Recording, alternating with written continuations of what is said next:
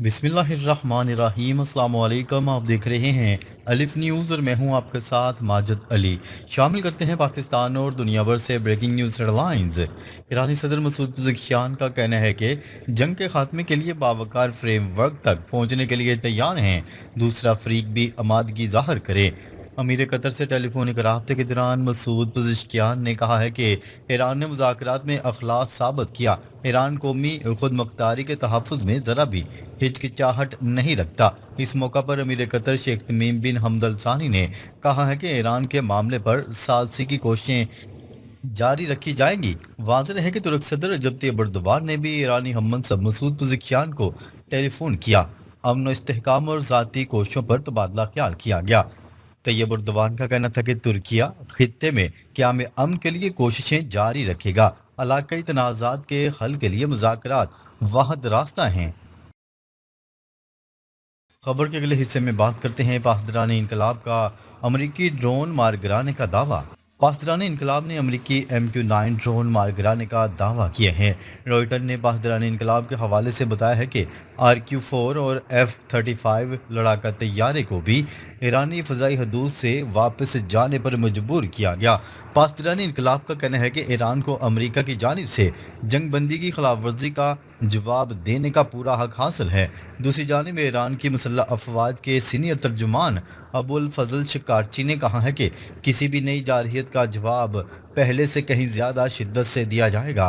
वाज़ेह है कि अमरीकी तैयारों ने जनूबी ईरान में बमबारी की थी, जिसमें ड्रोन लॉन्चिंग तस्वीबात को निशाना बनाया गया था।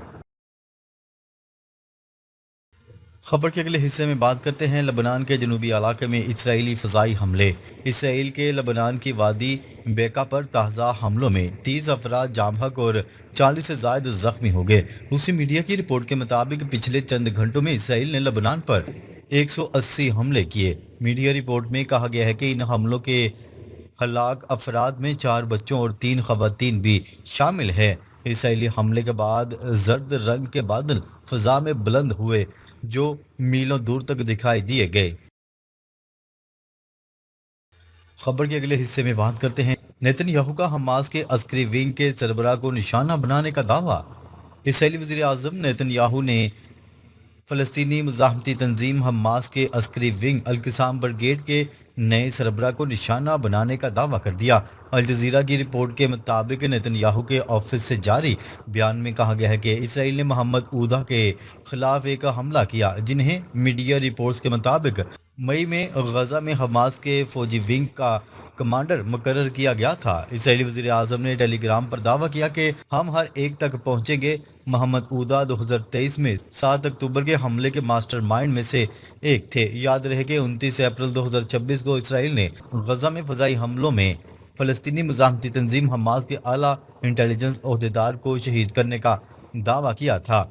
इसराइली दफाई फोर्सेज और दाखिली सलामती के अदारे शेन बैट ने एक मुश्तरका बयान में दावा किया था कि हमास का एक आला इंटेलिजेंस ओहदेदार फ़ज़ाई हमले में शहीद हो गया है। ओहदेदार पर 7 अक्टूबर 2023 को जनूबी इसराइल पर हमले की मनसूबाबंदी में मदद करने का इल्ज़ाम था। मुश्तरका बयान में कहा गया है कि शहीद होने वाले शख्स का नाम अयाद अहमद अब्दुर्रहमान शमरी है, जो हमास के इंटेलिजेंस डिवीज़न में चीफ ऑफ ऑपरेशंस के तौर पर खिदमात अंजाम दे रहा था। बाद अज़ा हमास ने इनके शहीद होने की तस्दीक की थी।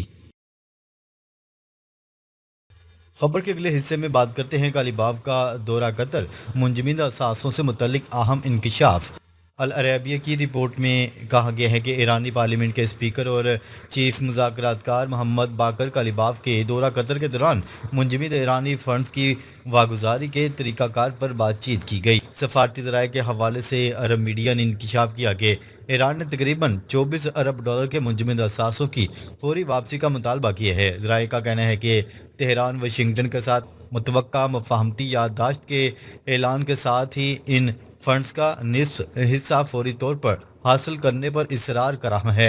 ईरान चाहता है कि मुंजमद असासों का दूसरा निस्फ हिस्सा ज़्यादा से ज़्यादा 60 दिनों के अंदर मुंतकिल हो। ये पेशरफ्त एक ऐसे वक्त में सामने आई जब ईरानी टेलीविज़न के मुताबिक ईरानी चीफ मुज़ाकरातकार दोहा में कतरी हुकाम के साथ मुशावरत के बाद मंगल के रोज़ वतन वापस पहुंच गए हैं।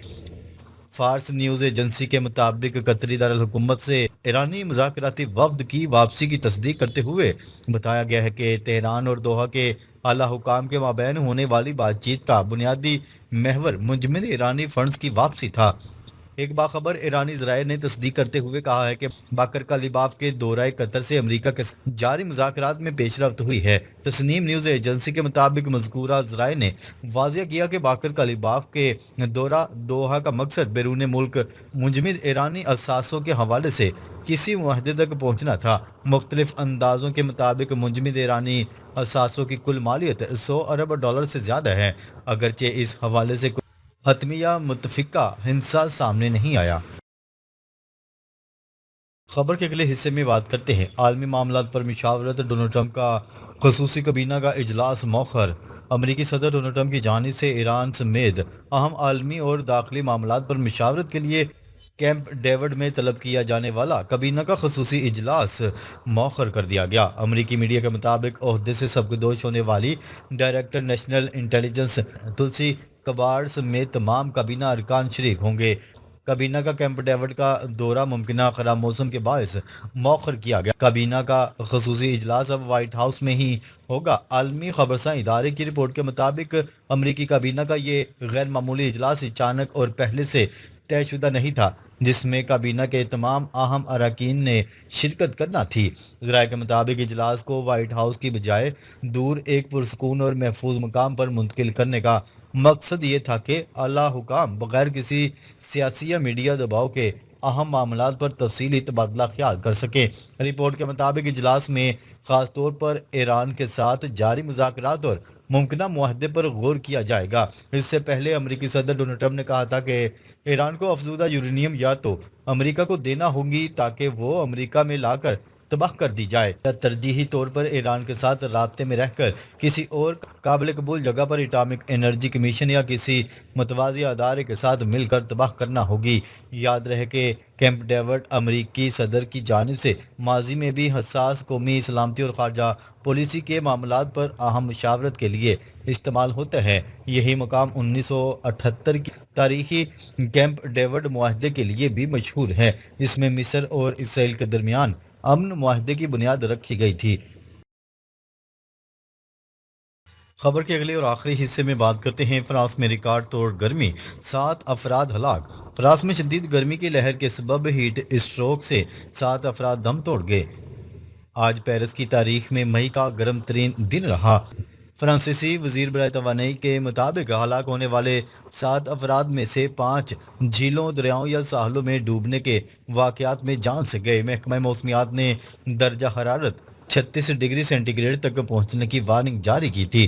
حکام کا کہنا ہے کہ شدید گرمی کے بعد لوگ ٹھنڈک حاصل کرنے کے لیے آبی مقام کا رخ کر رہے ہیں، جس کے دوران حادثات میں اضافہ دیکھا گیا۔ کھیلوں کے مقابلوں کے دوران شہریوں کے تحفظ کے لیے ہنگامی اقدامات کیے جا رہے ہیں۔ غیر ملکی سیاحوں نے موسم کی شدت پر حیرت کا اظہار کرتے ہوئے کہا کہ انہوں نے اتنی شدید گرمی کی توقع نہیں کی تھی۔ یاد رہے کہ فرانس میں گزشتہ ہفتے سے معمول سے زیادہ درجہ حرارت ریکارڈ کیا جا رہا ہے۔ محکمہ موسمیات کے مطابق ملک کے بیشتر علاقوں میں اورنج الرٹ جاری کرتے ہوئے آئندہ 2 روز تک شدید گرمی کی پیشگوئی کی ہے۔